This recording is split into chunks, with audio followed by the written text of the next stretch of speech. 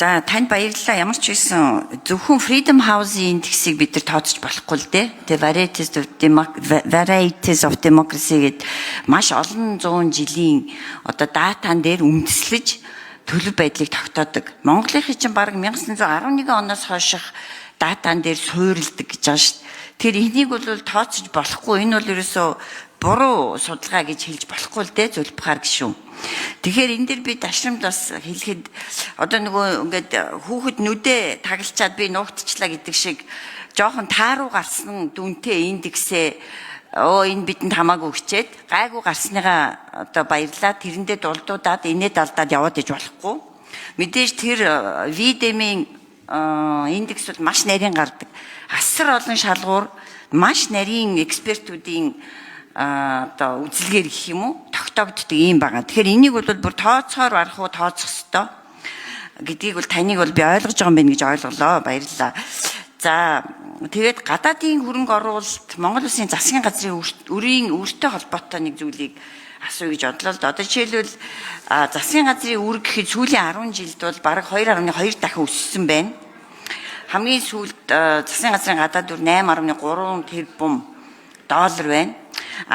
Тэгсэн мөртлөө экспортын хэмжээ бөгөөд орж ирсэн орлого бас бүр 3.4 дахин өссөн байна. Жишээлбэл сүүлийн 10 жилийн сүүлийн зөвхөн 3 жилийн экспортын орлогыг авч үзэхэд 44.3 тэрбум долларын орлого орсон байгаа юм. Тэгсэн мөртлөө гадаад үрийн тоо хэмжээ ерөөсө буураагүй.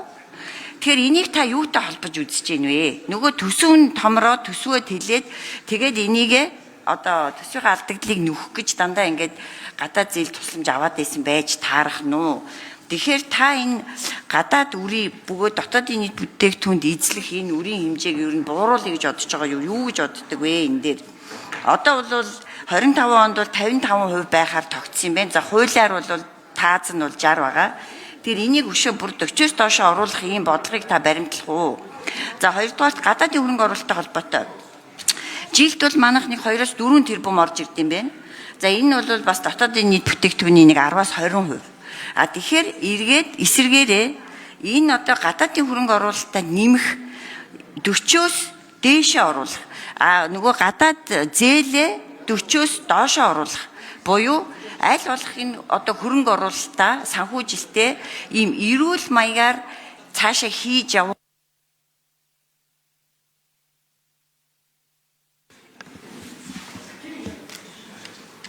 Минут нэмж явах. За баярмаа гишүүнд 1 минут нэмж өгье.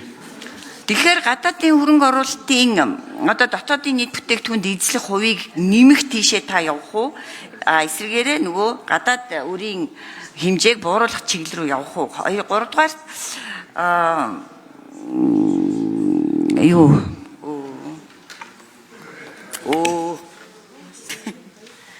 баярмаа минь самт мартчихлаа.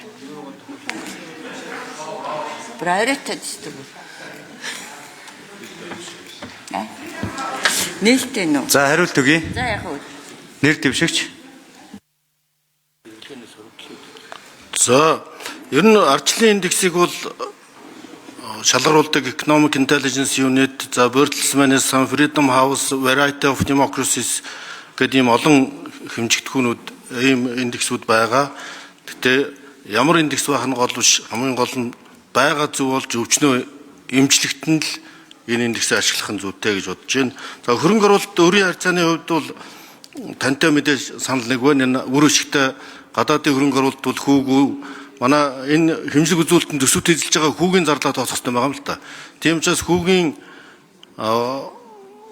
зардлыг бууруулах, энэ debt restructuring хийхдээ өрийн зохицуулалт хийхдээ бага хүүтэй санхүүжилт зөөлөн ийм санхүүжилтүүдийг авах нь бол мэдээж олон улсын валютын сан, Дэлхийн банкны санхүүжилт нэмэгдэж байгаа юм үзүүлэлтүүд байгаа. Энэ нь бол зөв хандлага.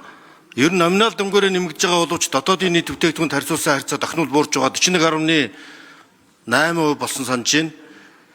Дотоодын нийт бүтээгдэхүүн Дэлхийн банкны стандартаар бол нэг дотоодын нийт бүтээгдэхүүнтэй харьцуулсан номинал хэмжээгээр үздэг. Тэгээд дотоодын нийт бүтээгдэхүүн өсөж байгаа учраас 2021 оноос хойш 62.6% байснаас хойш энэ бол 60.5, 43.7, одоо 41.8% болоод өрийн харьцаа буурч байгаа.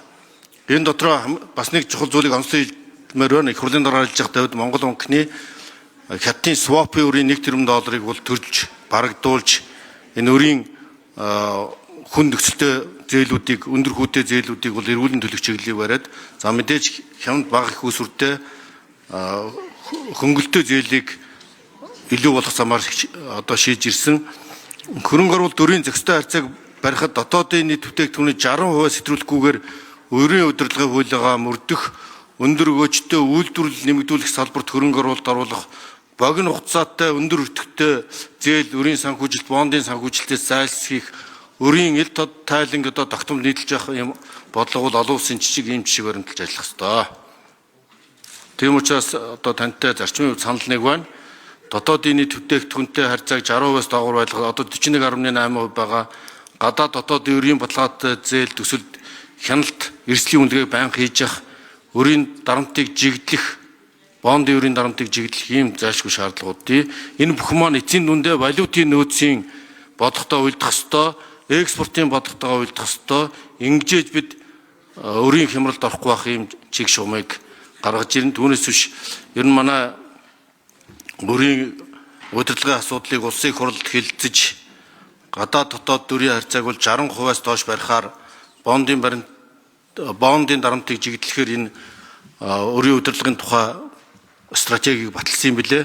За энэ дээр одоо тоо баримтын хувьд ирж нэгтлэх зүйл байвал улсын хурл бас номинал тоо баримтын хувьд бас шалгах зүйлүүд байгаа. Ер нь хөгжлийн албан ёсны тусламж гадаадын шууд хөрөнгө оруулалт бол өрийн дарамтыг бууруулахад чиглэсэн ийм чухал чиг баримт болох ёстой гэж бодож байна. Манай статистикүүд их зөрөөд байд. Монгол банкны тоо баримт нэг өөр, гадны донор байгууллагуудын одоо дэлхийн банк валютын сангийн тоо нэг өөр, засгийн газрын тоо нэг өөр байгааг одоо нэгтэлж улсын хурлаас нэг талд нь гаргах талаар бас наривчилж судалж үзэх болно.